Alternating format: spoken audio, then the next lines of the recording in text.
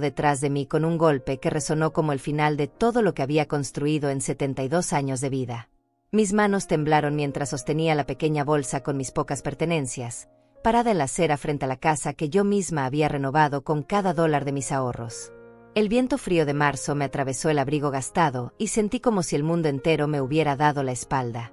Lorena apareció en la ventana del segundo piso, esa ventana que yo había pagado para que fuera más grande, más luminosa. Su rostro no mostraba ni una pizca de remordimiento. Gustavo estaba detrás de ella, con esa sonrisa torcida que siempre me había dado escalofríos. Él fue quien convenció a mi hija de hacer esto, estoy segura. Mi propia sangre, la niña que cargué 9 meses en mi vientre, que crié con tanto amor, ahora me miraba como si fuera una extraña indeseable. Recordé la conversación de hace apenas una hora. Yo estaba preparando café en la cocina nueva, esa cocina que costó $15,000 de mi pensión, cuando Lorena entró con una frialdad que nunca le había visto. No hubo gritos, no hubo drama. Solo palabras calculadas, como si hubiera ensayado el discurso durante semanas. Me dijo que habían decidido que yo ya no podía vivir allí, que necesitaban su espacio, que era tiempo de que me independizara. Independizara. A los 72 años, después de entregarles todo lo que tenía. La ironía me quemó por dentro como ácido en las venas. Intenté recordarle todo lo que había hecho por ella. Los $20,000 para la reforma del techo, los $8,000 para los pisos nuevos, los $12,000 para remodelar los baños. Cada centavo de mi jubilación, cada dólar que había ahorrado durante décadas trabajando en la fábrica textil, todo invertido en esta casa que pensé sería nuestro hogar familiar para siempre. Pero ella solo movió la cabeza, como si mis palabras fueran el murmullo molesto de un televisor viejo. Gustavo apareció entonces en la puerta de la cocina, con esa postura de dueño y señor que tanto detesto. Él ni siquiera me miró a los ojos cuando habló. Dijeron que ya habían empacado mis cosas. Una bolsa. 72 años de vida reducidos a una bolsa de tela desgastada. Mis fotos familiares, mi Biblia, 3 vestidos y la medicina para la presión. Eso era todo lo que me permitían llevar de la casa que yo había convertido en un palacio para ellos. El relicario de mi madre, el único recuerdo que tenía de ella, lo encontré tirado en el fondo de la bolsa, como si fuera basura. Ese relicario que había pertenecido a 3 generaciones de mujeres fuertes, ahora tratado con el mismo desprecio con que me trataban a mí. Lo tomé entre mis manos temblorosas y sentí la presencia de mi madre, como si me estuviera dando fuerzas desde donde quiera que estuviera. Mientras caminaba por la acera sin rumbo fijo, con el peso de la traición aplastándome el pecho, recordé cada detalle de los últimos meses. Los susurros que se detenían cuando yo entraba a una habitación. Las miradas cómplices entre Lorena y Gustavo. La forma en que él había insistido tanto para que yo invirtiera en las reformas más caras. Ahora todo tenía sentido. Habían esperado pacientemente a que yo gastara hasta el último dólar de mis ahorros. Habían calculado cada movimiento, cada sonrisa falsa, cada gracias, mamá mentiroso. Yo había sido la gallina de los huevos de oro, y una vez que me desplumaron completamente, me tiraron a la basura. No podía creer que esa mujer fuera la misma bebé que había mecido en mis brazos durante noches enteras cuando tenía fiebre.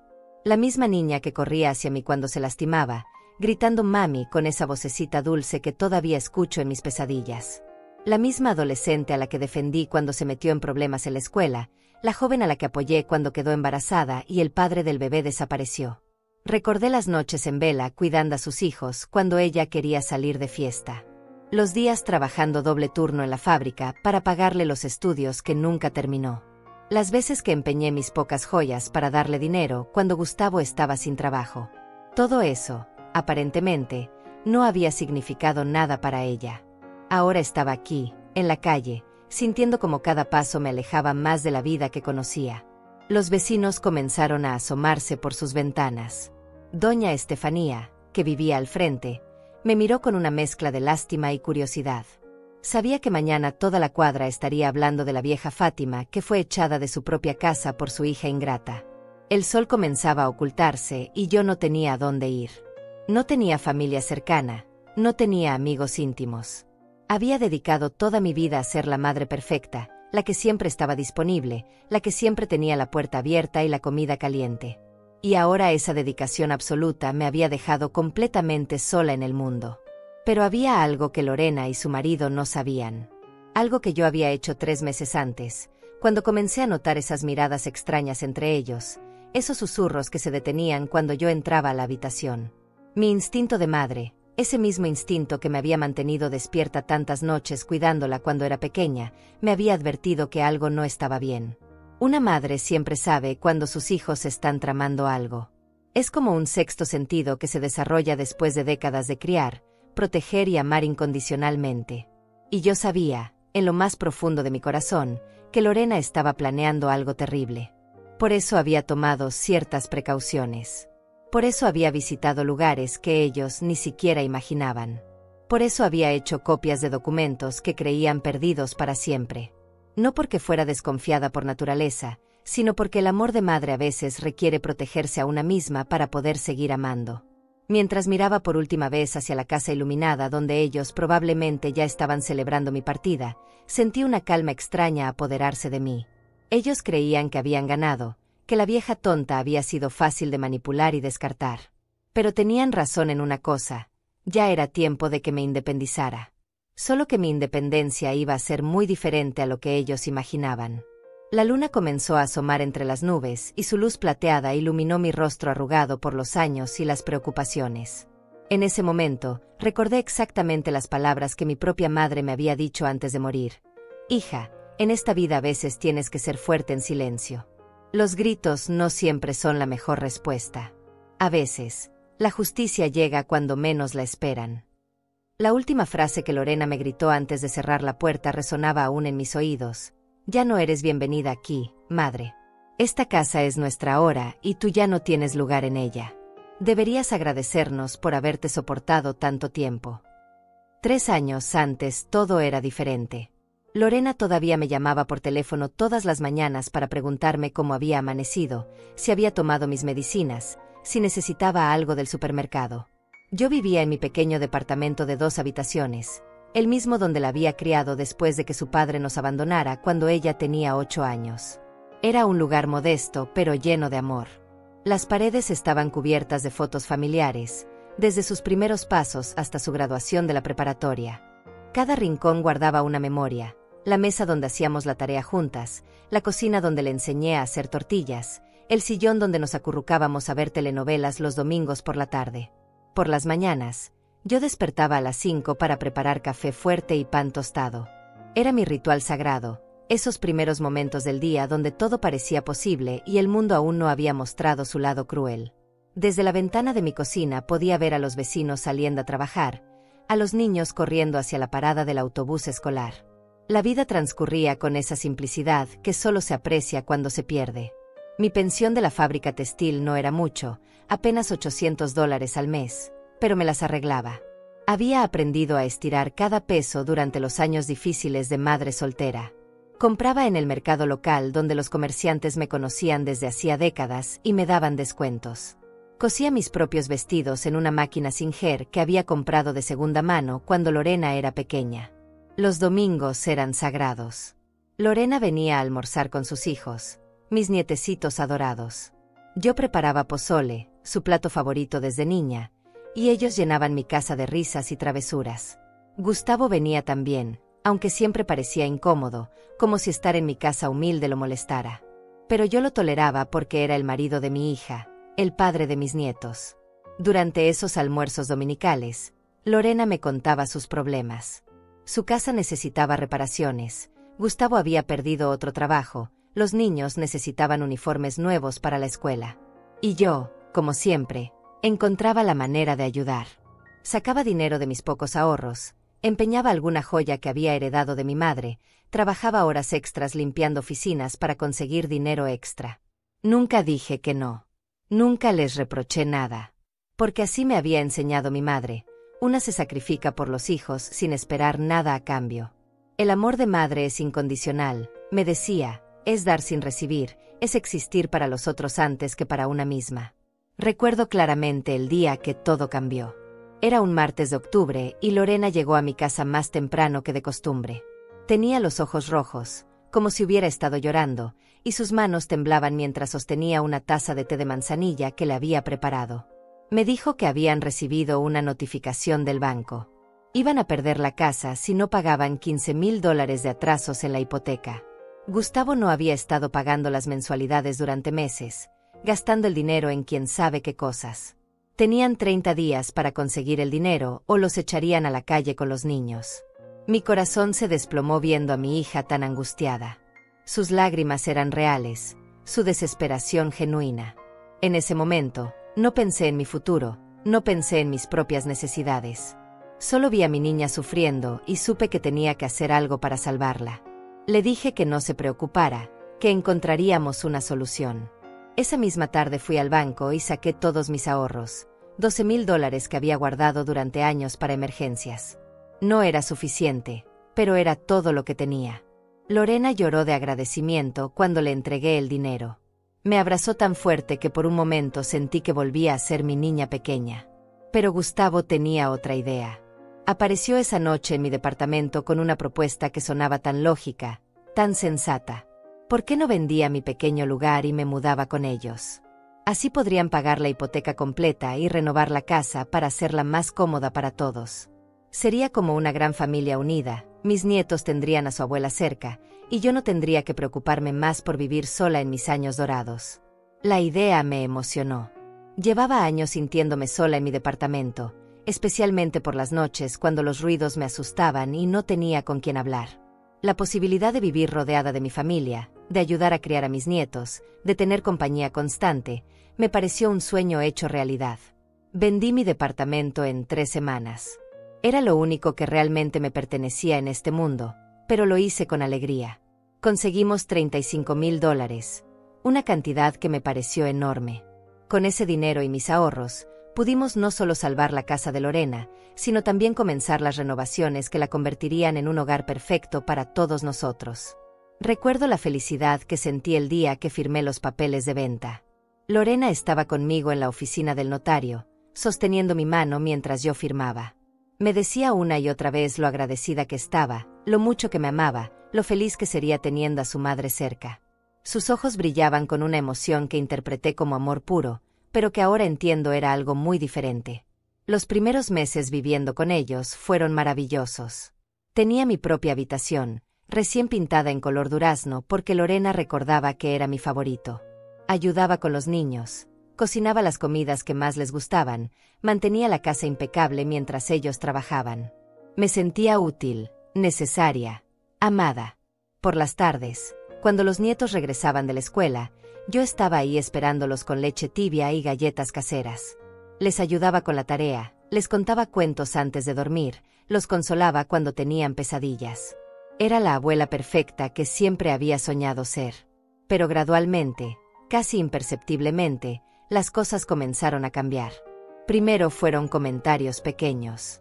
Gustavo se quejaba de que gastaba mucha luz dejando encendida la lámpara de noche para leer.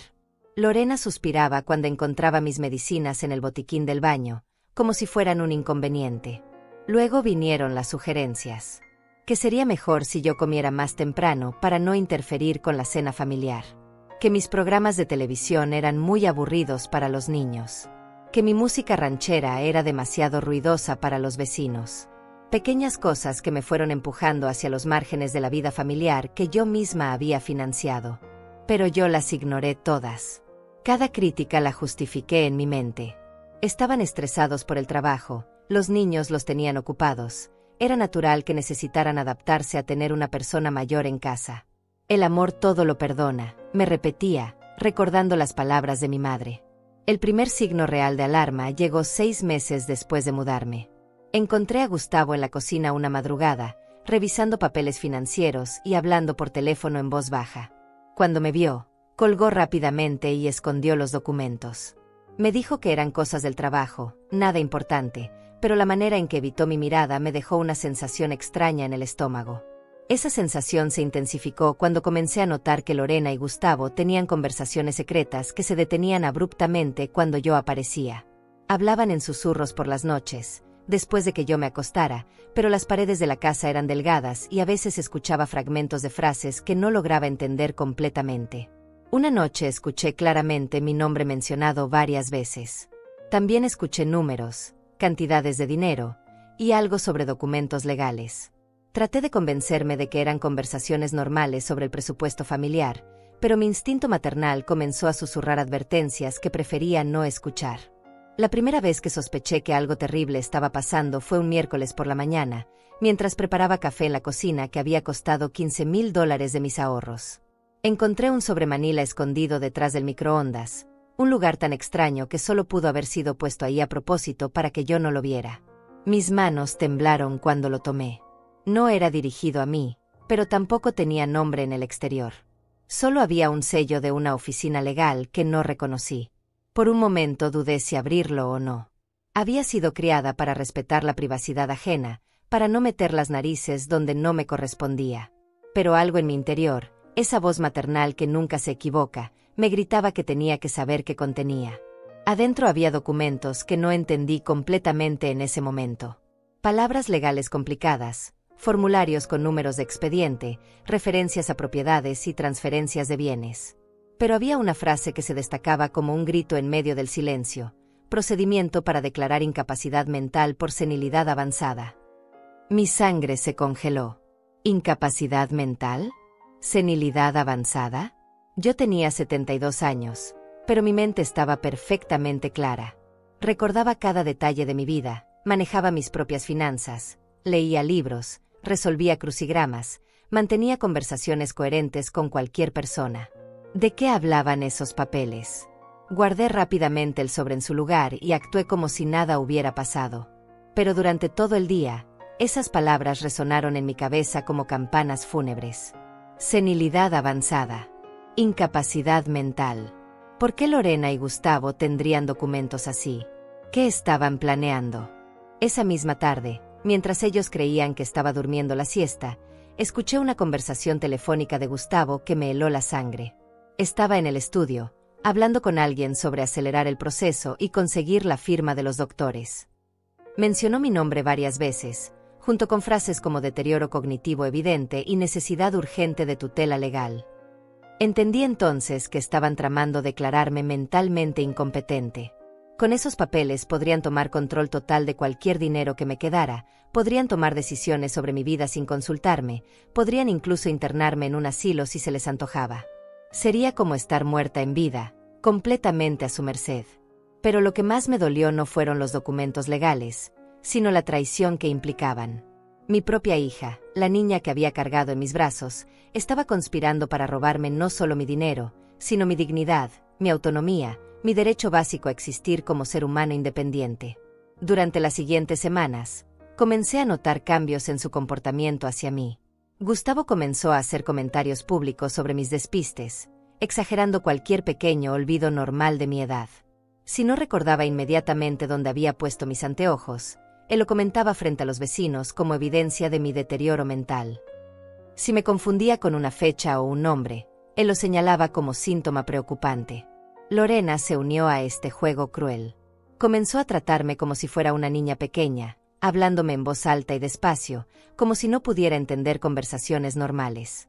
Frente a otras personas, suspiraba con esa expresión de mártir que tanto conocía, comentando lo difícil que era cuidar de una madre con problemas de memoria. Una tarde, mientras estaba regando las plantas del jardín que yo misma había diseñado y pagado, escuché a Lorena hablando con la vecina de al lado, doña Ángela.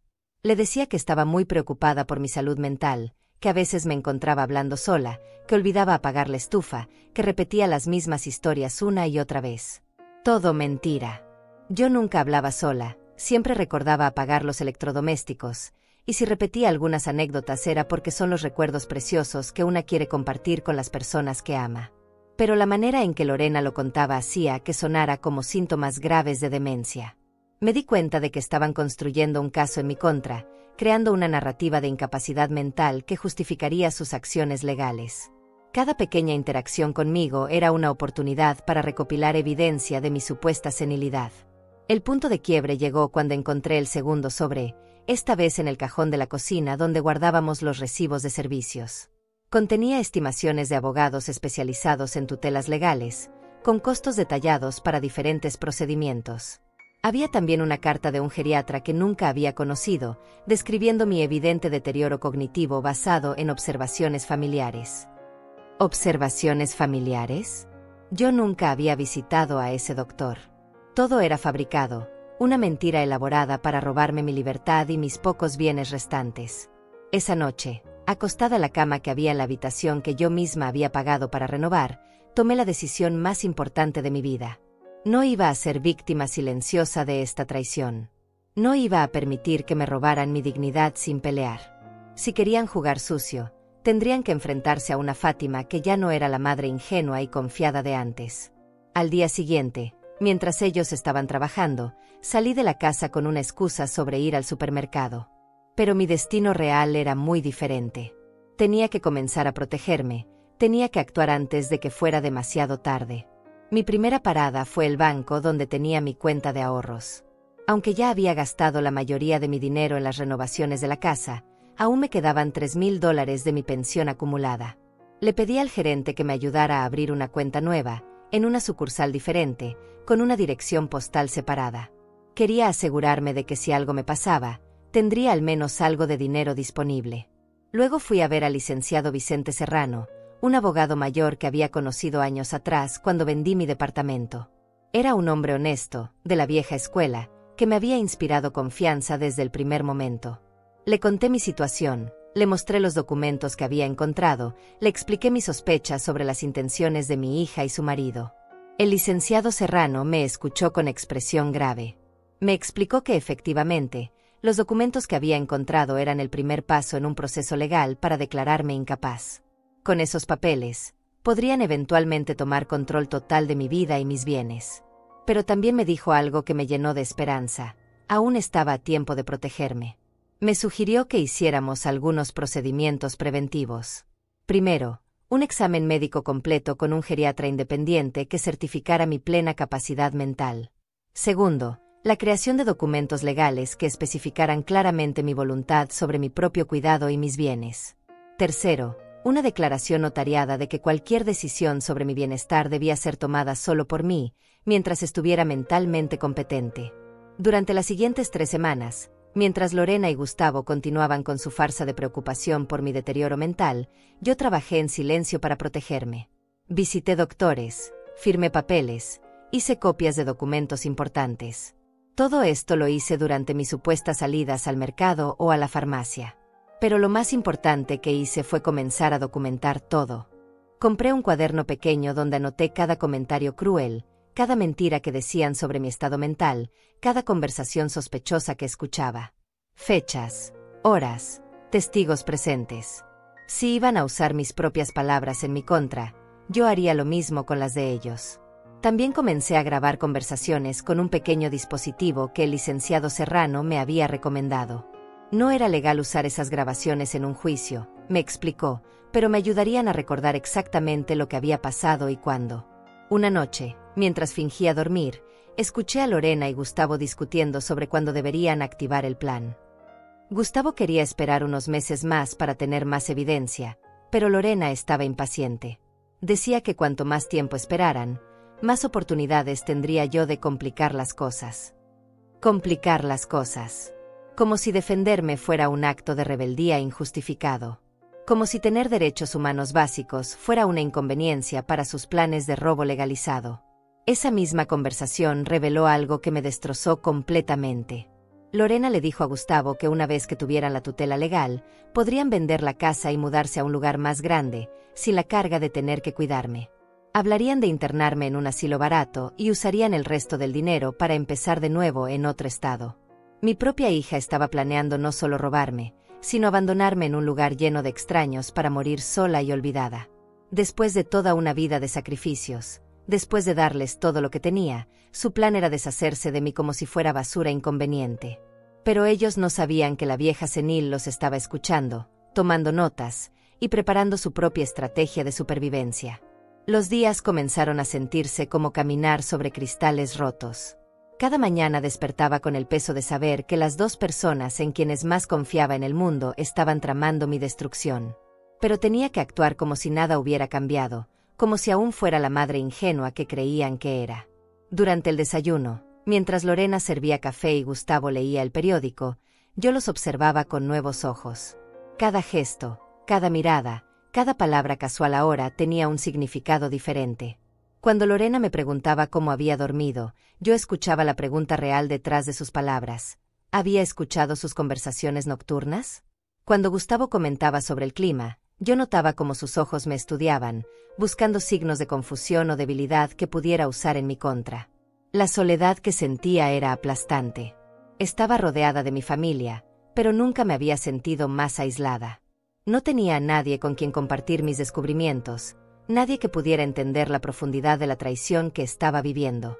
Mis pocos amigos vivían lejos y no los veía desde hace meses. Los vecinos apenas me conocían superficialmente. Era como estar gritando en un pozo profundo, sabiendo que nadie podía escucharme. Por las tardes, cuando ellos salían a trabajar, la casa se convertía en mi laboratorio de investigación.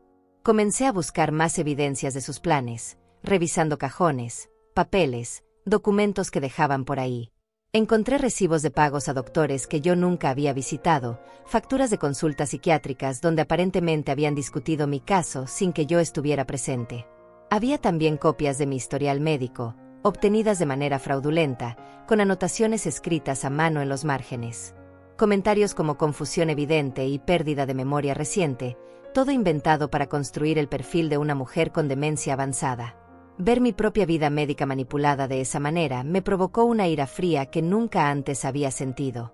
Pero el descubrimiento que más me impactó fue una carpeta escondida en el closet del estudio, detrás de unas cajas viejas.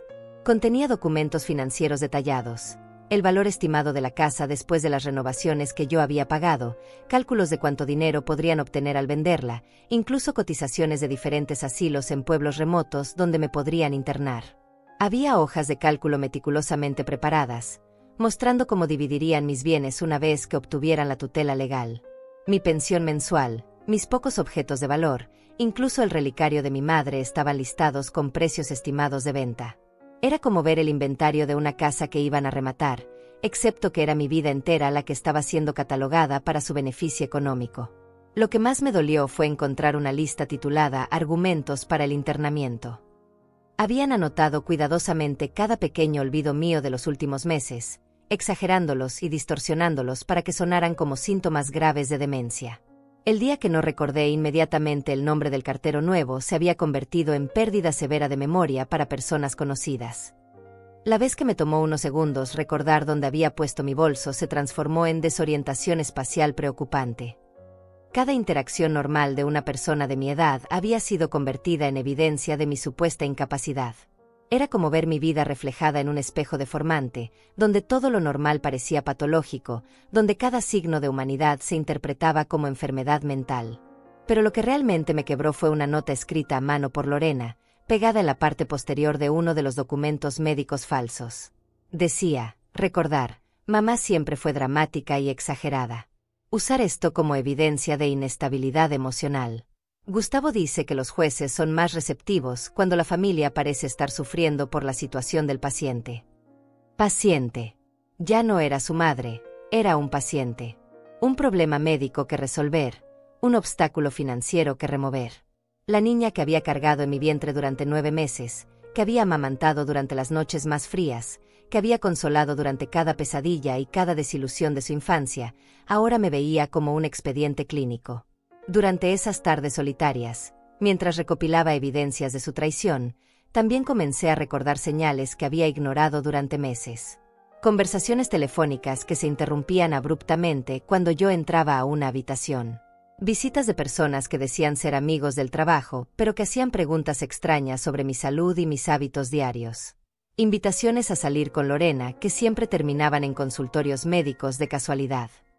Recordé especialmente una tarde cuando Lorena me había llevado al centro comercial.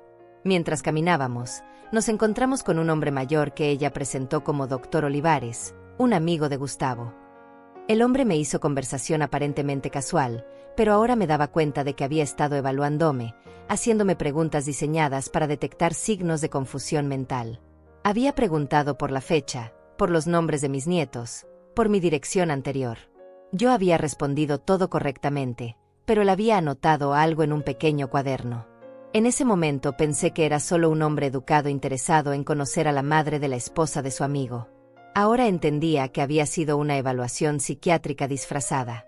También recordé las veces que Lorena había insistido en acompañarme a mis citas médicas regulares. Siempre se ofrecía a hablar con los doctores mientras yo me cambiaba de ropa o estaba en el baño. Decía que quería asegurarse de que los médicos tuvieran toda la información sobre mi salud. Pero ahora sospechaba que había estado sembrando dudas sobre mi capacidad mental, probablemente exagerando síntomas inexistentes o inventando episodios de confusión. La manipulación había sido tan sutil, tan gradual, que ni siquiera me había dado cuenta de que estaba ocurriendo. Como la rana en la olla de agua que se calienta lentamente, yo había sido cocinada viva sin darme cuenta hasta que ya era casi demasiado tarde. Pero había algo que me daba esperanza en medio de toda esta oscuridad. Mi mente estaba completamente clara.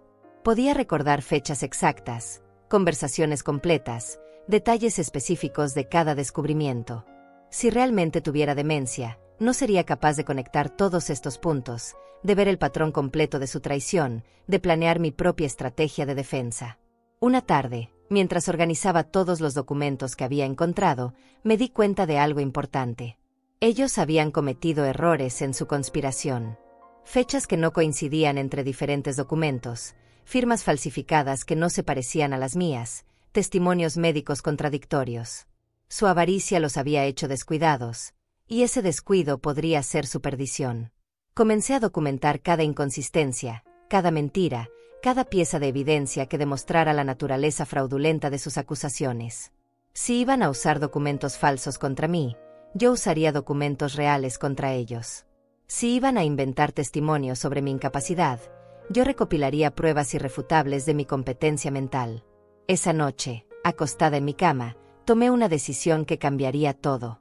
No iba a esperar pasivamente a que implementaran su plan. No iba a ser la víctima silenciosa que esperaban que fuera.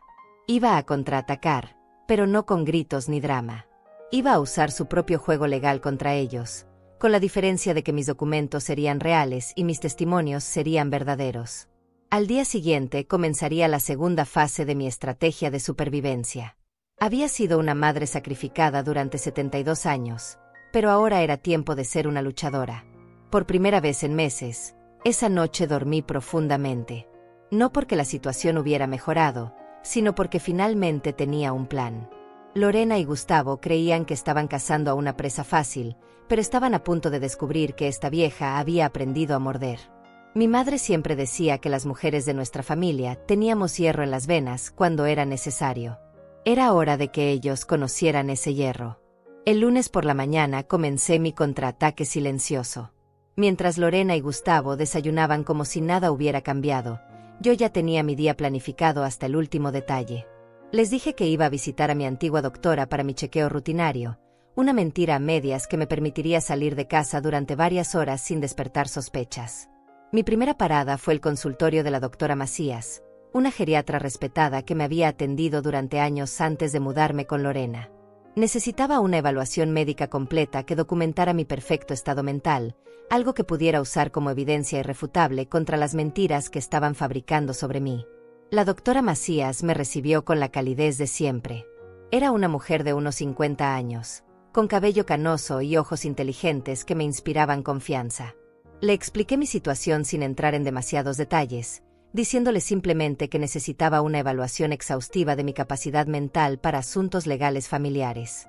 Durante las siguientes 2 horas, me sometí a una batería completa de exámenes, pruebas de memoria, evaluaciones cognitivas, análisis de mi capacidad de razonamiento y toma de decisiones. Respondí preguntas sobre fechas actuales, eventos históricos, operaciones matemáticas, interpretación de situaciones complejas. Cada pregunta era una oportunidad de demostrar que mi mente estaba tan clara como el agua. Los resultados fueron exactamente lo que esperaba. La doctora Macías me entregó un reporte oficial certificado que establecía claramente mi excelente estado cognitivo para una persona de mi edad y mi completa capacidad para tomar decisiones independientes sobre mi vida y mis bienes. Era un documento que valdría más que oro en cualquier procedimiento legal. Mi siguiente parada fue la oficina del licenciado Serrano. Le mostré todos los documentos fraudulentos que había encontrado en casa, junto con el reporte médico fresco que acababa de obtener. Su expresión se volvió más seria mientras revisaba cada papel, haciendo anotaciones en su cuaderno legal. Me explicó que lo que Lorena y Gustavo estaban haciendo constituía varios delitos, falsificación de documentos médicos, fraude, conspiración para cometer robo y abuso de persona mayor. Pero también me advirtió que proceder legalmente contra mi propia hija sería un proceso largo, costoso y emocionalmente devastador. Sin embargo, había otras opciones. Podíamos preparar documentos preventivos que protegieran mis derechos inmediatamente, sin necesidad de involucrar a las autoridades todavía. Podríamos crear una red de protección legal que haría imposible que ellos ejecutaran sus planes, forzándolos a mostrar sus verdaderas intenciones. Firmé una serie de documentos ese día. Un testamento actualizado que específicamente revocaba cualquier poder legal que hubiera otorgado previamente a Lorena. Una declaración notariada de mi plena capacidad mental, respaldada por el examen médico reciente. Un poder legal limitado otorgado al licenciado Serrano para que actuara en mi nombre si algo me llegara a pasar. Lo más importante fue un documento llamado Directiva Anticipada de Cuidado, donde establecí claramente mis deseos sobre mi propio cuidado médico y financiero. Especifiqué que bajo ninguna circunstancia deseaba ser declarada incapaz sin múltiples evaluaciones médicas independientes, y que cualquier decisión sobre mi internamiento en asilos debía ser tomada exclusivamente por mí mientras estuviera mentalmente competente. El licenciado Serrano también me ayudó a abrir una cuenta bancaria completamente separada, en un banco diferente, donde transferí los $3,000 que me quedaban de mis ahorros. Esta cuenta tenía medidas de seguridad especiales. Cualquier intento de acceso por parte de terceros requeriría verificación notariada de mi incapacidad mental por al menos 3 doctores independientes. Pero mi golpe maestro fue algo que el licenciado sugirió y que me llenó de una satisfacción fría. Decidimos crear un documento trampa. Era un testamento falso, deliberadamente mal redactado, que dejaba todo a Lorena y Gustavo. Lo colocaríamos estratégicamente en casa para que ellos lo encontraran, haciéndoles creer que habían descubierto la manera perfecta de acelerar su plan. El testamento falso contenía errores legales obvios que lo harían inválido, pero ellos no lo sabrían. Cuando trataran de usarlo, se expondrían completamente, mostrando sus verdaderas intenciones ante cualquier autoridad legal. Sería la cuerda con la que se ahorcarían a sí mismos. Mi última parada de ese día fue la oficina de un investigador privado recomendado por el licenciado Serrano. Marco Valverde era un hombre de mediana edad, ex policía, especializado en casos de fraude familiar. Le contraté para que documentara discretamente las actividades de Lorena y Gustavo, especialmente cualquier contacto con los doctores falsos o abogados corruptos que estaban usando para construir su caso contra mí. Le di fotografías de los documentos fraudulentos y le expliqué todo lo que había descubierto. Marco me aseguró que en pocos días tendría evidencia fotográfica y testimonial de todas sus actividades ilegales. Costaría $500 a la semana, pero era una inversión necesaria en mi supervivencia. Cuando regresé a casa esa tarde, Lorena me preguntó cómo había ido mi cita médica. Le dije que todo estaba bien, que la doctora había dicho que para mi edad me encontraba en excelente estado.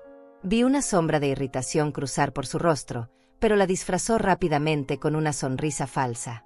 Durante la cena, Gustavo hizo varios comentarios sobre mi confusión durante el día, inventando episodios que nunca habían ocurrido.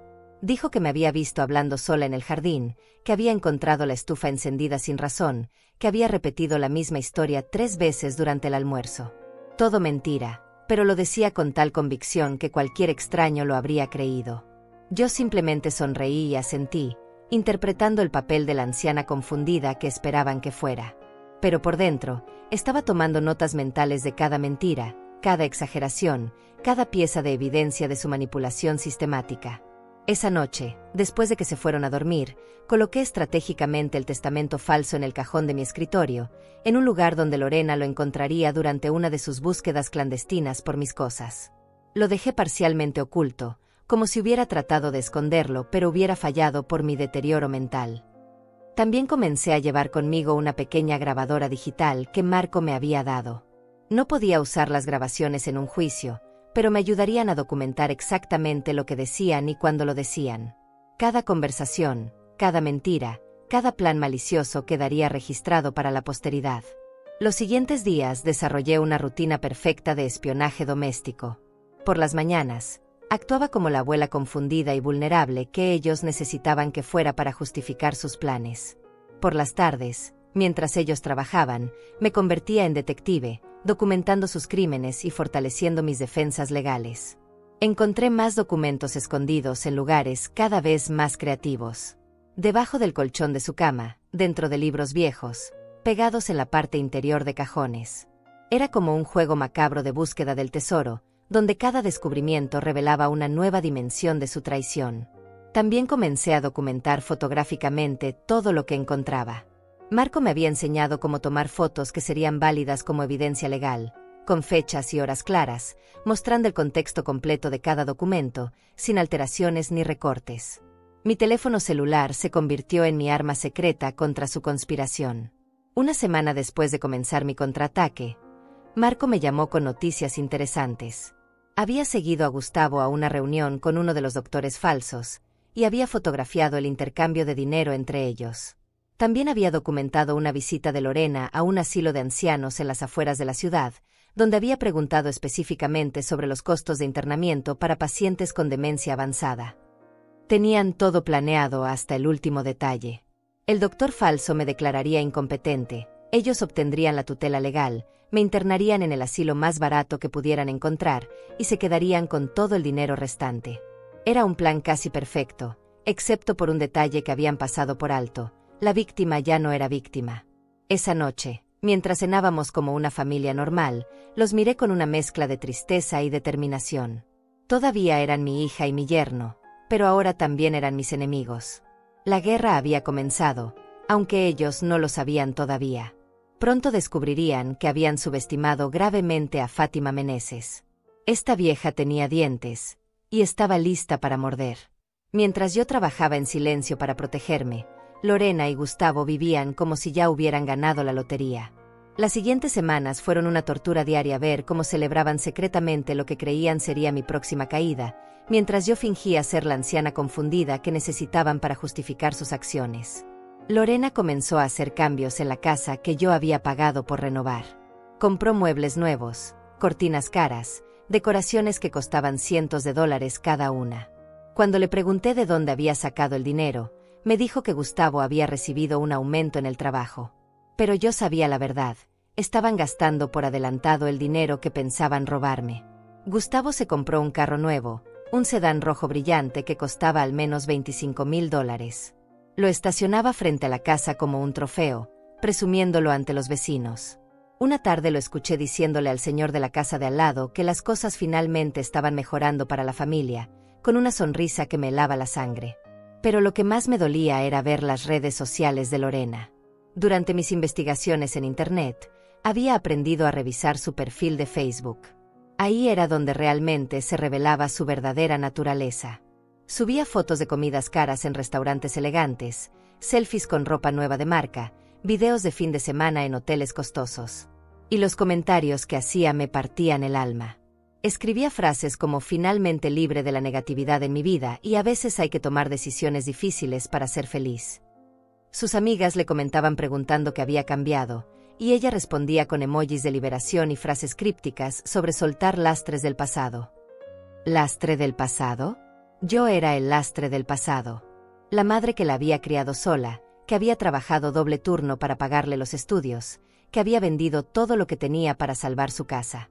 Ahora era solo un obstáculo molesto en su camino hacia la felicidad financiera. Una noche, mientras supuestamente dormía, los escuché planeando unas vacaciones en Cancún.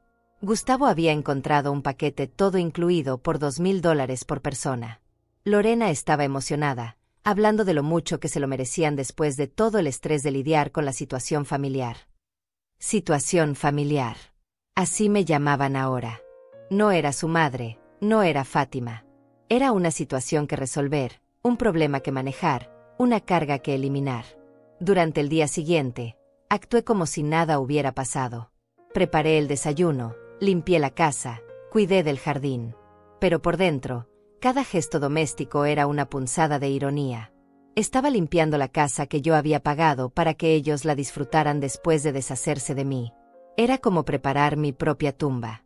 Lorena me trató con esa condescendencia fingida que había perfeccionado durante las últimas semanas. Me hablaba como si fuera una niña pequeña, con palabras simples y gestos exagerados. Frente a los vecinos, suspiraba dramáticamente cuando yo hacía algún comentario normal, como si fuera evidencia de mi deterioro mental. Una tarde, Mientras ella hablaba por teléfono con una amiga, la escuché describiendo mi supuesta condición. Decía que era muy triste ver cómo me había deteriorado, que a veces no me reconocía, que había días en que no sabía ni dónde estaba. Todo mentira, pero lo decía con tal convicción que ella misma parecía creerlo. También comenzó a controlar más aspectos de mi vida diaria. Me decía que no era seguro que saliera sola, que podía confundirme y perderme. Insistía en acompañarme a todas partes, incluso al supermercado o la farmacia. Era como tener una carcelera disfrazada de hija preocupada. Gustavo se volvió aún más descarado en sus comentarios públicos sobre mi estado mental. Durante una reunión de vecinos en el parque local, le dijo a doña Ángela que estaban muy preocupados porque me había encontrado varias veces desorientada por las mañanas, sin recordar dónde estaba. Pura ficción, pero la manera en que lo contaba hacía que sonara completamente creíble. Mientras tanto, Marco continuaba documentando todas sus actividades sospechosas. Me reportaba semanalmente sobre sus movimientos, sus contactos, sus gastos inexplicables. Habían visitado 3 asilos diferentes, siempre preguntando por las tarifas más baratas y los requisitos mínimos de documentación para internar a un paciente.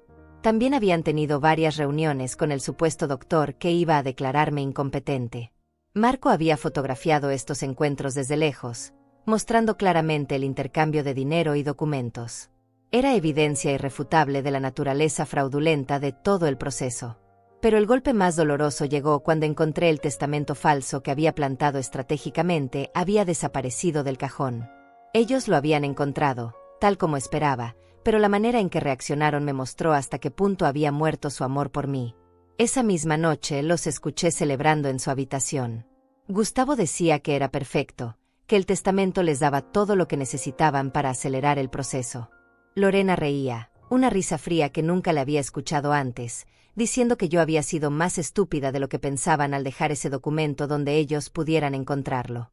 Hablaron sobre cómo usar el testamento falso como evidencia de que yo quería que ellos tuvieran control sobre mis bienes. Planeaban mostrárselo al doctor corrupto como prueba de que yo misma reconocía mi incapacidad mental. Era la pieza final que necesitaban para completar su fraude. Lo que más me impresionó fue escuchar a Lorena hablando sobre el futuro como si yo ya estuviera muerta. Discutían qué habitación convertirían en oficina una vez que me internaran, cómo rediseñarían el jardín que yo había plantado, incluso qué harían con mis pocas pertenencias personales. Mi relicario de la abuela, lo venderían. Las fotos familiares, a la basura porque ocupaban mucho espacio. Mi máquina de coser Singer, que había usado durante décadas para hacer la ropa de Lorena cuando era pequeña, también la venderían porque ya nadie cose en casa. Era como escuchar el inventario de una propiedad abandonada. Cada objeto que tenía valor sentimental para mí era solo mercancía para ellos. 72 años de vida, recuerdos, amor maternal, todo reducido a una lista de cosas que vender o tirar. Durante esas noches de escuchar sus planes, aprendí más sobre la verdadera naturaleza de mi hija de lo que había aprendido en todos los años anteriores. No era la niña dulce que yo había criado. Era una extraña cruel y calculadora que había aprendido a usar el amor maternal como herramienta de manipulación. Gustavo, al menos, era consistente en su maldad. Desde el principio había mostrado signos de ser una persona sin escrúpulos. Pero Lorena me había engañado durante décadas, haciéndome creer que me amaba cuando en realidad solo me veía como un recurso financiero que explotar. Una mañana, mientras desayunábamos, Lorena mencionó casualmente que había hablado con un especialista que vendría a evaluarme la siguiente semana. Dijo que era solo un chequeo rutinario, para asegurarse de que estaba recibiendo el cuidado adecuado para mi edad. Pero yo sabía que era el doctor corrupto, listo para formalizar su diagnóstico falso de demencia. La sonrisa que me dio mientras me explicaba esto era la misma sonrisa que había usado durante toda su infancia cuando me mentía sobre haber hecho su tarea o haberse lavado los dientes. Algunos gestos nunca cambian. Solo las mentiras se vuelven más grandes y más crueles. Esa tarde, mientras ellos salieron a ser mandados, probablemente a finalizar los detalles de mi internamiento forzado, yo hice mi propia llamada importante. Llamé al licenciado Serrano y le dije que era hora de activar la segunda fase de nuestro plan. La trampa había funcionado perfectamente. Ellos habían mordido el anzuelo del testamento falso, y ahora estaban corriendo directamente hacia la red que habíamos preparado para atraparlos. En una semana sería mi turno de sorprenderlos. Habían subestimado completamente a la vieja Fátima, y estaban a punto de descubrir su error más grave. Por primera vez en meses, me fui a dormir con una sonrisa en el rostro. No de felicidad, porque no había nada feliz en toda esta situación, sino de anticipación. La justicia estaba llegando, y yo sería quien la entregara. El día de la verdad llegó un martes por la mañana, cuando el supuesto doctor apareció en mi puerta exactamente como Lorena había prometido. Era un hombre de unos 60 años, con barba descuidada y un maletín que parecía haber visto mejores días. Se presentó como doctor Javier Olivares, especialista en geriatría, pero yo ya sabía por Marco que era un médico con licencia suspendida que se dedicaba a este tipo de fraudes. Lorena y Gustavo actuaron la farsa perfectamente. Ella se mostró como la hija preocupada que solo quería lo mejor para su madre, mientras él interpretaba al yerno responsable que apoyaba a su esposa en esta difícil situación familiar. Sus actuaciones eran tan convincentes que por un momento casi creí que realmente se preocupaban por mí. El falso doctor comenzó su evaluación haciéndome preguntas básicas. ¿Qué día era? ¿Quién era el presidente? ¿Cuál era mi dirección? Respondí todo correctamente, pero noté cómo él anotaba cosas en su libreta que no correspondían a mis respuestas.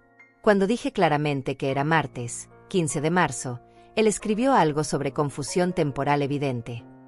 Durante la consulta, Lorena interrumpía constantemente para aclarar mis respuestas. Cuando yo decía que me sentía perfectamente bien, ella agregaba que la noche anterior me había encontrado hablando sola en la cocina. Cuando mencioné que leía el periódico todas las mañanas, Gustavo comentó que últimamente tenía dificultades para entender lo que leía. Todo era una mentira coordinada, un teatro cruel donde yo era la protagonista sin saberlo. Pero esta vez, yo también estaba actuando. Me había preparado para este momento durante semanas, y tenía mi propio plan para desenmascarar su fraude. Después de una hora de preguntas manipuladas y respuestas distorsionadas, el doctor anunció que necesitaba hablar en privado con la familia.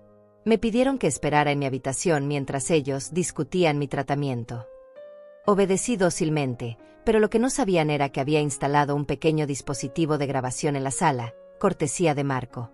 Desde mi cuarto podía escucharlos claramente. El doctor les confirmó lo que ya habían acordado: me declararía mentalmente incompetente debido a demencia senil avanzada. Les dijo que tendría los papeles listos en 2 días, y que con esos documentos podrían proceder inmediatamente con la tutela legal y el internamiento. Gustavo le preguntó sobre el costo de sus servicios. El doctor respondió que serían $2,000 por la evaluación falsa, más 500 adicionales por cada documento fraudulento que necesitaran en el futuro. Era un negocio para él, nada más. Mi vida, mi dignidad, mi libertad, todo reducido a una transacción comercial de $2,500. Lorena preguntó cuánto tiempo tomaría el proceso completo. El doctor le aseguró que en una semana yo estaría internada y ellos tendrían control total sobre mis bienes. Había asilos que no hacían muchas preguntas si los papeles se veían oficiales y el pago estaba garantizado. Escuchar esa conversación fue como recibir un puñetazo en el estómago. No solo confirmaba todo lo que había sospechado, sino que revelaba la frialdad calculada con la que habían planeado mi destrucción. No había ni una pizca de remordimiento en sus voces, ni un momento de duda sobre la monstruosidad que estaban cometiendo. Cuando el doctor se fue, Lorena y Gustavo celebraron abiertamente. Los escuché brindar con champán en la cocina, riendo sobre lo fácil que había sido engañar al viejo doctor estúpido. No se daban cuenta de que el único estúpido en esta situación era yo, por haber creído durante tantos años que me amaban. Pero su celebración fue prematura. Al día siguiente, mientras ellos creían que estaban a solo horas de obtener los documentos fraudulentos que necesitaban, yo puse en marcha mi contraataque. Mi primera llamada fue al licenciado Serrano. Le dije que ya era hora de ejecutar nuestro plan completamente. Él había estado esperando esta señal durante semanas, y todos nuestros documentos legales estaban listos para ser presentados. Mi segunda llamada fue a Marco. Le pedí que entregara inmediatamente todas las fotografías, grabaciones y evidencias que había recopilado sobre las actividades fraudulentas de Lorena y Gustavo. Era un archivo completo de su conspiración, documentado desde todos los ángulos posibles. Mi tercera llamada fue la más importante. Llamé al periódico local, a la sección que se encargaba de casos de abuso a personas mayores. Les expliqué brevemente mi situación y les ofrecí una historia completa con evidencia documental sobre un caso de fraude familiar. La periodista, una joven llamada Estefanía Serrano, se mostró muy interesada y acordó visitarme esa misma tarde. Pero mi golpe maestro fue algo que había planeado cuidadosamente durante semanas. Había preparado una conferencia de prensa improvisada en el parque del vecindario, justo frente a nuestra casa. Invité a todos los vecinos, incluyendo a doña Ángela, que tanto había escuchado las quejas de Lorena sobre mi supuesto deterioro mental. A las 4 de la tarde, cuando Lorena y Gustavo regresaron del trabajo esperando encontrarme dormida en mi sillón como una anciana senil, se encontraron con una multitud reunida en el parque. Había vecinos, un reportero del periódico, el licenciado Serrano, Marco con su cámara, y yo, parada en el centro de todo con un micrófono prestado de la iglesia local. La expresión de shock en sus rostros fue inolvidable. Lorena se veía como si hubiera visto un fantasma. Gustavo intentó acercarse para interrumpirme, pero Marco lo detuvo, mostrándole discretamente su placa de investigador privado. Comencé mi declaración pública con voz clara y fuerte, sin ningún signo del supuesto deterioro mental que ellos habían estado inventando durante meses. Buenos días, vecinos. Mi nombre es Fátima Meneses, tengo 72 años, y tengo algo importante que contarles sobre lo que mi propia hija y su marido han estado planeando hacerme. Mostré los documentos fraudulentos que había encontrado, leyendo en voz alta las mentiras médicas que habían fabricado sobre mi estado mental. Expliqué cómo habían gastado por adelantado el dinero que esperaban robarme, cómo habían sobornado a un doctor para que me declarara incompetente, cómo habían planeado internarme en un asilo para quedarse con mis bienes. La multitud escuchó en silencio absoluto. Algunos vecinos parecían sorprendidos, pero otros asentían como si finalmente entendieran cosas que había notado pero no habían podido explicar. Luego llegó el momento más poderoso de toda la presentación. Saqué el reporte médico oficial de la doctora Macías, certificando mi perfecta salud mental. Mostré los documentos legales que había preparado con el licenciado Serrano, protegiendo mis derechos y revocando cualquier autoridad que Lorena hubiera tenido sobre mi vida. Pero lo que realmente selló su destino fue cuando Marco proyectó las fotografías que había tomado secretamente. Imágenes de Lorena visitando asilos, de Gustavo pagando al doctor falso, de ellos celebrando en restaurantes caros mientras mentían sobre mi supuesta demencia. El reportero tomaba notas furiosamente y hacía preguntas que yo respondía con la precisión de un abogado. Cada respuesta era una estocada más profunda en el corazón de su fraude. Cada documento que mostraba era otra prueba irrefutable de su traición. Lorena finalmente intentó hablar, gritando desde la multitud que yo estaba confundida y que todo esto era evidencia de mi deterioro mental. Pero su voz sonaba histérica comparada con mi tono calmado y racional. Los vecinos la miraron con incredulidad, claramente viendo quién de las dos parecía mentalmente inestable. Gustavo trató de irse, probablemente para destruir evidencia en casa, pero Marco ya había informado a la policía sobre los documentos fraudulentos. 2 oficiales aparecieron justo cuando él llegaba a la puerta, con una orden de registro para buscar los materiales falsificados. La conferencia duró 1 hora completa. Al final, los vecinos se acercaron a felicitarme por mi valentía y a disculparse por haber creído las mentiras sobre mi estado mental. Doña Ángela me abrazó con lágrimas en los ojos, diciéndome que siempre había sospechado que algo no estaba bien con las historias de Lorena. Mientras la multitud se dispersaba, miré hacia la casa que yo había renovado con mis ahorros. Lorena estaba en la ventana, llorando. Pero ya no eran las lágrimas de la niña dulce que yo había consolado tantas veces. Eran las lágrimas de una mujer que acababa de ver su mundo de mentiras desplomarse completamente. Esa noche, la historia apareció en la primera página del periódico local. Anciana de 72 años expone complot familiar para robar sus bienes. La fotografía me mostraba parada con dignidad frente al micrófono, mientras Lorena y Gustavo se veían en el fondo como lo que realmente eran, criminales descubiertos en pleno acto. La guerra había terminado, pero las consecuencias apenas estaban comenzando. Los días que siguieron a mi exposición pública fueron como ver caer fichas de dominó, una tras otra, hasta que todo el castillo de mentiras que habían construido se desplomó completamente. La diferencia era que esta vez, yo no era la víctima aplastada bajo los escombros. Era la arquitecta de su destrucción. El primer golpe llegó 24 horas después de la conferencia de prensa. El banco donde habían pedido un préstamo adicional contra la casa me llamó para informarme que habían congelado todas las cuentas asociadas con Lorena y Gustavo. Al parecer, Habían usado mi supuesto deterioro mental como justificación para pedir dinero prestado, asegurando que pronto tendrían tutela legal sobre mis bienes para garantizar el pago. Cuando el banco vio la noticia del periódico sobre el fraude, inmediatamente iniciaron una investigación interna. Descubrieron que habían presentado documentos médicos falsos sobre mi capacidad mental, lo que constituía fraude bancario, un delito federal. Sus cuentas permanecerían congeladas hasta que el caso se resolviera en los tribunales. Gustavo llegó a casa esa tarde como un hombre derrotado. Había perdido su trabajo después de que su jefe leyera el artículo del periódico. Aparentemente, trabajar con alguien involucrado en un escándalo de abuso a ancianos no era buena publicidad para la empresa. Su flamante carro nuevo fue embargado por el banco esa misma semana, ya que no podía hacer los pagos sin acceso a sus cuentas bloqueadas. Lorena entró en una crisis nerviosa completa. Durante 3 días no salió de su habitación, llorando constantemente y negándose a comer. Cuando finalmente apareció, estaba demacrada y con los ojos rojos e hinchados. Me miró como si yo fuera un monstruo, como si la traición hubiera venido de mi parte y no de la suya.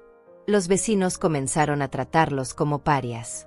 Doña Ángela, que antes escuchaba con simpatía las quejas de Lorena sobre mi supuesto deterioro, ahora la miraba con disgusto cuando la veía en la calle. Los niños del vecindario, que antes lo saludaban cordialmente, ahora corrían a sus casas cuando ellos aparecían. El aislamiento social fue brutal pero merecido. Durante meses habían construido su reputación como la familia sacrificada que cuidaba de la madre senil e ingrata. Ahora toda la comunidad sabía la verdad. Eran depredadores que habían intentado robar y abandonar a la mujer que les había dado todo. Pero el golpe más devastador vino cuando el doctor falso fue arrestado. Marco había entregado toda su evidencia a las autoridades, incluyendo fotografías claras del intercambio de dinero y grabaciones de audio donde le admitía que iba a fabricar un diagnóstico falso. Bajo interrogatorio, el hombre confesó todo y mencionó a Lorena y Gustavo como sus cómplices principales. Una mañana, mientras yo tomaba mi café en la cocina que había pagado con mis ahorros, 2 detectives aparecieron en nuestra puerta con órdenes de arresto. Gustavo trató de huir por la puerta trasera, pero lo esperaban en el jardín. Lorena se desplomó en el suelo llorando, implorando que la perdonaran, diciendo que todo había sido idea de su marido. Ver a mi propia hija esposada y llevada a un auto de policía fue uno de los momentos más dolorosos de mi vida. No por ella, sino por la madre que yo había sido, por los años que había desperdiciado creyendo que la había criado con valores y decencia. La mujer que se llevaban ese día no era la hija que yo pensaba que tenía. Con ellos en la cárcel esperando juicio, la casa quedó extrañamente silenciosa. Por primera vez en meses, podía caminar por mi propio hogar sin sentir ojos hostiles, siguiendo cada uno de mis movimientos. Podía cocinar sin que nadie comentara sobre mis supuestos despistes. Podía ver mis programas de televisión sin escuchar suspiros exasperados. Pero la soledad también trajo claridad dolorosa. Mientras organizaba las pertenencias que habían dejado atrás, encontré más evidencias de su traición. Facturas de compras caras pagadas con tarjetas de crédito que habían solicitado usando mi información personal. Recibos de un viaje a Las Vegas que habían hecho el mes anterior, gastando miles de dólares mientras me decían que necesitaban ahorrar dinero. Lo más cruel fue encontrar un cuaderno donde Lorena había hecho una lista detallada de mis objetos personales con precios estimados para venta. Mi anillo de matrimonio, $500. Las perlas de mi madre, $300. Incluso los platos de la abuela, que no tenían valor monetario pero sí sentimental, estaban marcados para donación o basura. Habían catalogado toda mi vida como si ya estuviera muerta. Cada recuerdo, cada tesoro familiar, cada objeto que conectaba con mi historia había sido reducido a una cifra en dólares. Era como encontrar mi propio inventario funerario, preparado por las personas que supuestamente me amaban más en el mundo. Los medios de comunicación no tardaron en amplificar la historia. El canal local de noticias me entrevistó para un segmento especial sobre abuso a personas mayores. La periodista, Estefanía, había hecho un trabajo excelente investigando casos similares en la región. Mi historia se convirtió en el ejemplo perfecto de cómo los depredadores familiares operan bajo la apariencia de cuidado y preocupación. Durante la entrevista televisiva, mantuve la misma dignidad que había mostrado durante la conferencia de prensa. No grité, no lloré, no me victimicé. Simplemente conté los hechos con la claridad de alguien cuya mente funcionaba perfectamente, destruyendo para siempre la narrativa de la anciana confundida que ellos habían tratado de crear. El impacto fue inmediato. Recibí llamadas de personas mayores de toda la ciudad que habían experimentado situaciones similares. Algunas reconocieron las mismas señales de advertencia en sus propias familias. Otras compartieron historias de cómo habían sido manipuladas por hijos y nietos codiciosos. Me convertí involuntariamente en una especie de símbolo de resistencia para los ancianos vulnerables. El centro comunitario me invitó a dar charlas sobre cómo detectar y prevenir el abuso financiero familiar. Abogados especializados en derechos de las personas mayores me citaban como ejemplo de la importancia de protegerse legalmente antes de que sea demasiado tarde. Pero el verdadero juicio emocional vino cuando Lorena me llamó desde la cárcel, 3 semanas después de su arresto. Su voz sonaba pequeña y quebrada, muy diferente a la mujer fría y calculadora que había conspirado contra mí durante meses. Me suplicó que retirara los cargos, que la perdonara, que recordara todos los buenos momentos que habíamos compartido. Lloró al teléfono, diciéndome que todo había sido un error terrible, que realmente me amaba, que Gustavo la había manipulado para hacer cosas que nunca habría hecho sola. Por un momento, escuchando sus sollozos, sentí un destello del amor maternal que había definido mi vida durante tantos años. Parte de mí quería creerle, quería perdonarla, quería encontrar una manera de reconstruir lo que habíamos perdido. Pero luego recordé las grabaciones de sus conversaciones, celebrando mi futura destrucción. Recordé la frialdad en su voz cuando planificaba internarme en el asilo más barato que pudieran encontrar. Recordé cómo había reído cuando encontró el testamento falso que había plantado, diciendo que yo era más estúpida de lo que pensaban. Le dije que la perdonaba como madre, porque el odio solo me habría envenenado a mí misma. Pero también le dije que las consecuencias legales de sus acciones no eran algo que yo pudiera o debiera detener. Había elegido traicionarme, y ahora tenía que vivir con las consecuencias de esa elección. Cuando colgué el teléfono, por primera vez en meses me sentí verdaderamente libre. No del dolor, porque el dolor de la traición familiar nunca desaparece completamente. Pero sí libre de las ilusiones, libre de la necesidad de fingir que las personas que me habían lastimado merecían mi protección continua. Esa noche, mientras cenaba sola en la cocina que había costado $15,000 de mis ahorros, reflexioné sobre el precio de la justicia. Había ganado la guerra, pero había perdido a mi familia en el proceso. Era una victoria amarga, pero necesaria. La casa se sentía diferente ahora. Ya no era el hogar lleno de amor que había imaginado cuando vendí mi departamento para mudarme aquí. Pero tampoco era la prisión que había comenzado a ser cuando descubrí su traición. Era simplemente un lugar donde una mujer de 72 años había aprendido que a veces, sobrevivir requiere convertirse en alguien que nunca pensaste que podría ser. Una luchadora. Una vengadora. Una mujer que se negó a morir en silencio. 6 meses después del juicio, donde Lorena recibió 3 años de prisión y Gustavo 4 por fraude y conspiración, finalmente encontré la paz que había estado buscando durante tanto tiempo. No la paz de la ignorancia que había tenido antes de descubrir su traición, sino la paz profunda que viene de haberse defendido con dignidad y haber sobrevivido a lo peor que la vida puede ofrecer. Vendí la casa grande que había renovado con mis ahorros. Irónicamente, las mejoras que había pagado aumentaron su valor considerablemente, y recibí casi el doble de lo que había invertido originalmente. El mercado inmobiliario había subido, y la cocina de $15,000, los baños remodelados y el techo nuevo atrajeron a compradores que reconocían la calidad del trabajo realizado. Con ese dinero compré una casita pequeña en un barrio tranquilo, a 20 minutos del centro de la ciudad. Tenía 2 habitaciones, un jardín modesto donde podía plantar mis propias flores, y ventanas grandes que dejaban entrar toda la luz del sol que quisiera. Era perfecta para una mujer de 73 años que finalmente había aprendido a vivir para sí misma. La primera mañana en mi nueva casa, preparé café en mi propia cocina, en una cafetera sencilla que había comprado especialmente para esta ocasión. No era una cocina de $15,000, pero era mía. Cada taza, cada plato, cada electrodoméstico había sido elegido por mí, pagado con mi dinero, colocado donde yo quería que estuviera. Mientras tomaba ese primer café en mi nuevo hogar, sostenía en mis manos el relicario de mi madre. Lo había recuperado de las pertenencias que Lorena había dejado atrás, y ahora brillaba suavemente a la luz de la mañana.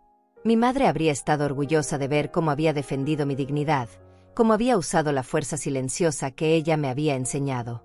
Establecí nuevas rutinas que reflejaban mis propios gustos y necesidades.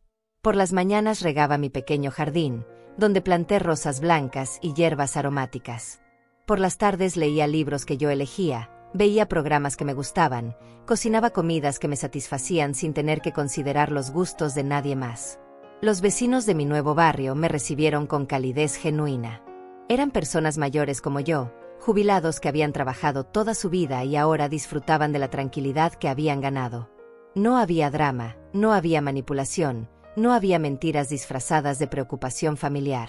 Doña Adelaida, mi vecina de al lado, se convirtió en una amiga verdadera. Era una viuda de 75 años que había criado 4 hijos sola después de que su marido muriera en un accidente de trabajo. Sus hijos la visitaban regularmente, la llamaban todos los días, la incluían en sus planes familiares. Viendo su relación con ellos, entendí cómo debería ser el amor familiar real. Una tarde, mientras compartíamos té en su jardín, me preguntó si extrañaba a Lorena. La pregunta me tomó por sorpresa, no porque no hubiera pensado en ello, sino porque la respuesta era más compleja de lo que esperaba. Le expliqué que extrañaba a la hija que pensé que tenía, pero no a la mujer que realmente era. Extrañaba los recuerdos dulces de su infancia, pero no a la adulta que había conspirado para destruirme. Era como llorar por alguien que había muerto, aunque esa persona nunca hubiera existido realmente. Mi nueva vida no estaba exenta de dolor. Había noches en que el silencio de la casa me recordaba lo sola que estaba en el mundo. Había momentos en que veía a otras abuelas con sus nietos y sentía una punzada de tristeza por la relación que nunca tendría con los míos. Pero había aprendido que estar sola no era lo mismo que estar indefensa. Continué dando charlas en el centro comunitario sobre abuso financiero familiar. Mi historia había inspirado a docenas de personas mayores a tomar medidas preventivas para protegerse. El licenciado Serrano y yo desarrollamos un programa educativo que enseñaba a los ancianos cómo detectar las señales de advertencia y cómo crear defensas legales antes de que fuera demasiado tarde. Marco siguió siendo mi amigo y ocasionalmente mi investigador cuando alguien me pedía ayuda con situaciones similares. Habíamos formado un equipo efectivo para proteger a personas vulnerables de sus propias familias. Era trabajo doloroso pero necesario, y me daba un propósito que iba más allá de mi propia supervivencia. Una mañana de primavera, exactamente un año después de mudarme a mi casita, recibí una carta inesperada. Era de Lorena, escrita desde la prisión. La letra era la misma que recordaba de cuando le enseñé a escribir de niña, pero las palabras eran las de una mujer que finalmente entendía la magnitud de lo que había perdido. No me pedía perdón, porque sabía que eso no cambiaría nada. En cambio, me agradecía por haberle enseñado, a través de las consecuencias de sus acciones, lo que realmente significaba la dignidad y la fuerza. Escribió que había pasado meses en terapia tratando de entender cómo se había convertido en la persona capaz de traicionar a su propia madre. Terminaba la carta diciendo que no esperaba respuesta, que no esperaba perdón, que no esperaba una segunda oportunidad. Solo quería que yo supiera que finalmente entendía que yo no había sido su enemiga cuando la expuse públicamente. Había sido su maestra final, mostrándole el costo real de sus decisiones. Doblé la carta cuidadosamente y la guardé en el cajón de mi escritorio.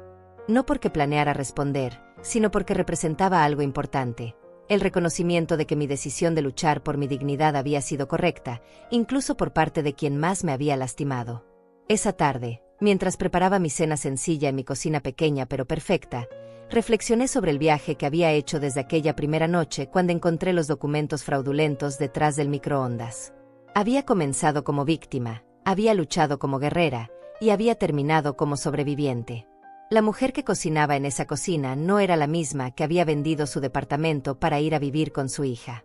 Esa Fátima había sido generosa pero ingenua, confiada hasta la vulnerabilidad, dispuesta a sacrificarse sin límites por el amor familiar. Esta nueva Fátima había conservado la generosidad, pero había ganado sabiduría, mantenía la capacidad de amar, pero había aprendido a protegerse. Mientras cenaba sola, no sentí soledad sino plenitud. Cada bocado era una elección mía, cada momento de silencio era paz ganada, cada decisión sobre mi tiempo era libertad real. A los 73 años, había aprendido finalmente a vivir para Fátima Meneses, no solo para ser la madre, la proveedora, la sacrificada de siempre. Antes de irme a dormir, salí a mi pequeño jardín para regar las rosas blancas que había plantado en honor a mi madre. La luna iluminaba las flores con una luz suave, y pude escuchar el sonido distante de la ciudad viviendo su vida nocturna.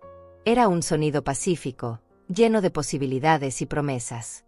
De pie en mi jardín, rodeada de la belleza que yo misma había creado, en la casa que yo misma había elegido, protegida por las defensas legales que yo misma había construido, sentí algo que no había experimentado en décadas: orgullo puro de ser quien era.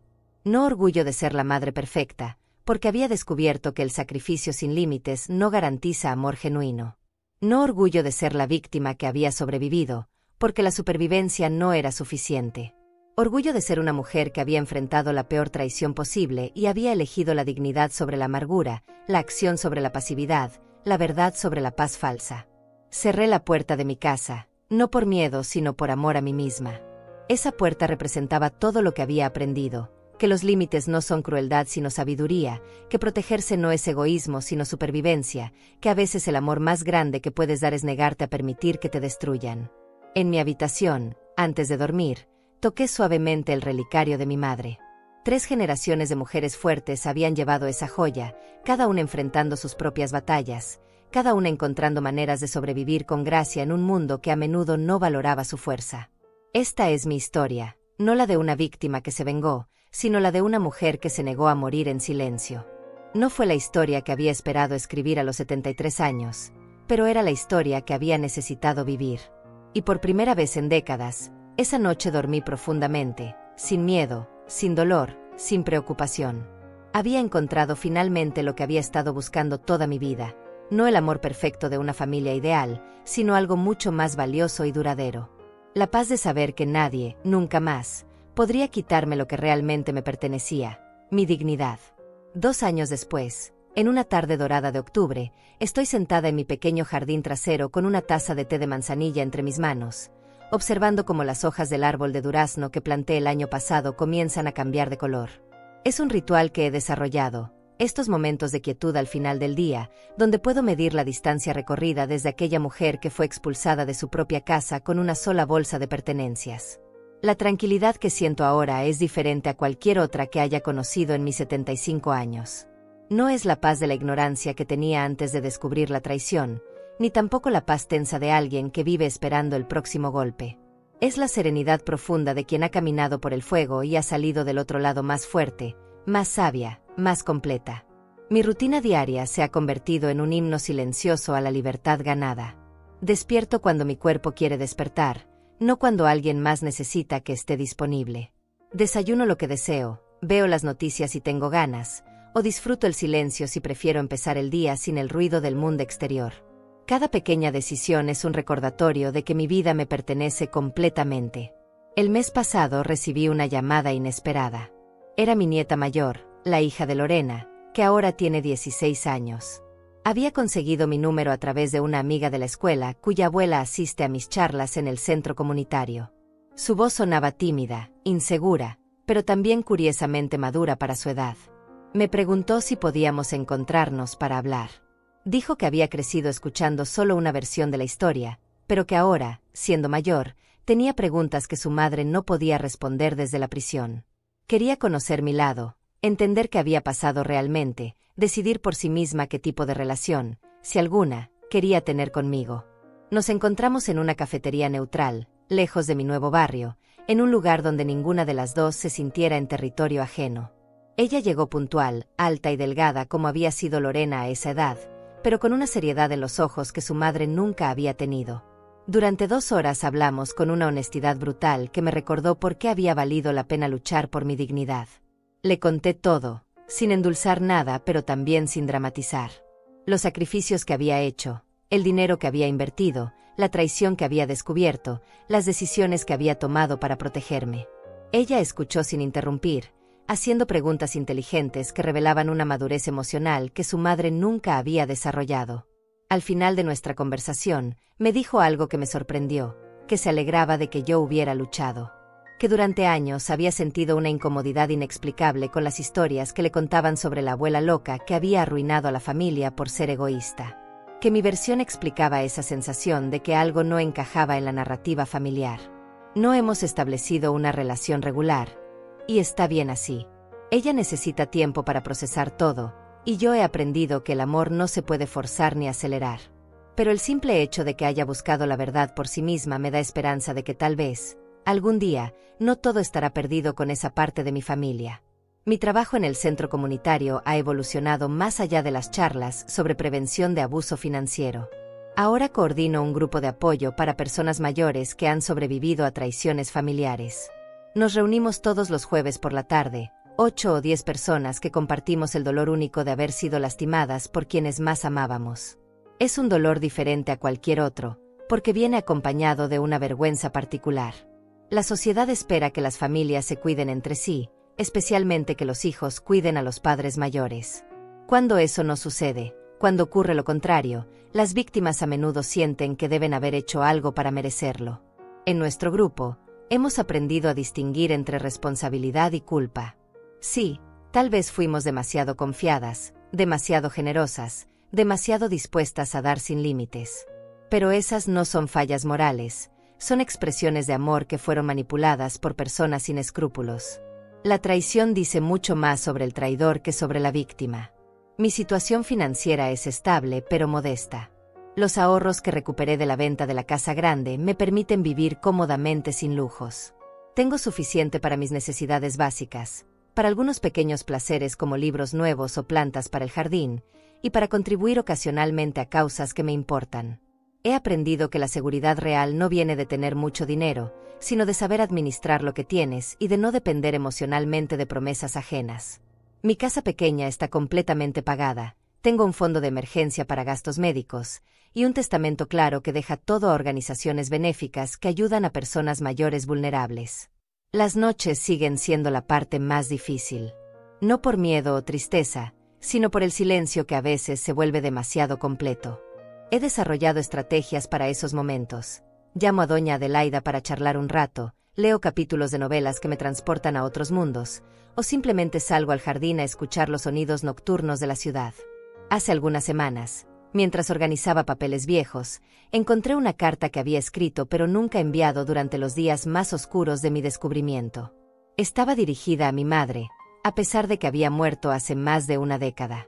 En esa carta le pedía perdón por haber fallado como madre, por no haber criado mejor a Lorena, por no haber visto las señales de su carácter defectuoso. Leyendo esa carta ahora, 2 años después, me di cuenta de cuánto había crecido desde entonces. Esa Fátima todavía cargaba con culpas que no le correspondían, todavía creía que el amor maternal podía controlar el libre albedrío de un hijo adulto. Esta Fátima entiende que cada persona es responsable de sus propias decisiones, sin importar cómo haya sido criada. Rompí la carta en pequeños pedazos y los usé como abono para mis rosas. Era una manera simbólica de transformar el dolor viejo en algo que pudiera nutrir belleza nueva.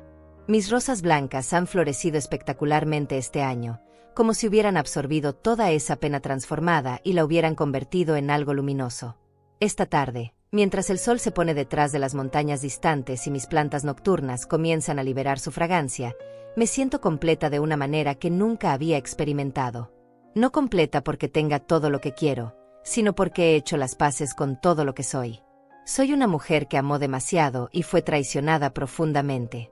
Soy una luchadora que encontró fuerza cuando parecía que no quedaba ninguna. Soy una sobreviviente que eligió la dignidad sobre la venganza, la verdad sobre la comodidad, la soledad honesta sobre la compañía tóxica. Y soy, finalmente, después de 75 años en este mundo,